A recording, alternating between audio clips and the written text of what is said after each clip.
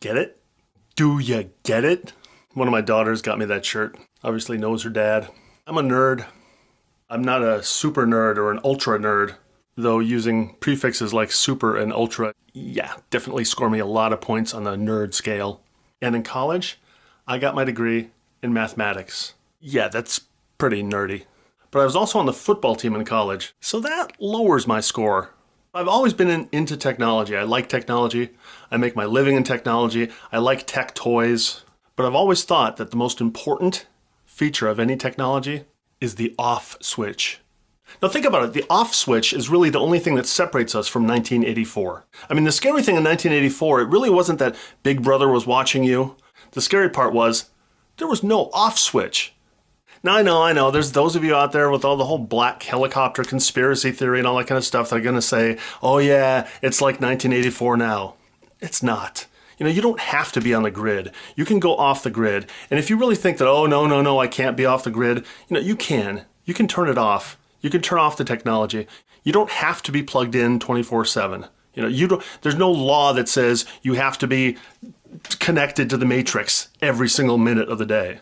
What drives me nuts is we're coming up on the holidays now, and sometimes people, they go on vacation and they'll say, I'll be on vacation. I can be reached at. And then they leave their phone number, their email address. No. Contrary to popular belief, there is an off switch. Use it. Don't be afraid. You can turn off your technology. It's okay. And aside from the off switch, there's another feature that I've found recently that I've fallen in love with. Airplane mode. If you don't have it, let me tell you what it is just really quickly. On your cell phone, they have a mode that's called airplane mode. And it was designed so that when you're on an airplane, you can still use your phone. You can play games and use the alarm clock or whatever other apps you've got on your phone, but without transmitting and receiving. Because apparently, your cell phone transmitting and receiving might interfere with the plane's communications. That's actually kind of scary, thinking that your flight might actually be at risk because the kid in 34B is texting his girlfriend. Now, I don't travel a lot, but I use airplane mode a lot. Sure, I could use the off switch, but airplane mode is just this. There's a lot more. There's just a lot more feeling of power, knowing that my phone is on, but nobody can contact me. It's just awesome, especially when you have an ex-wife.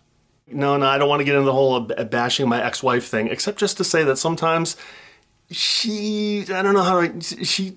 like she forgets we're not married anymore. I'll get phone calls at 8 a.m. on a Sunday, because we got kids. So sometimes we have to communicate about things with our kids. But seriously, when the phone rings at 8 o'clock on a Sunday morning, that's not good. So that's when, airplane mode.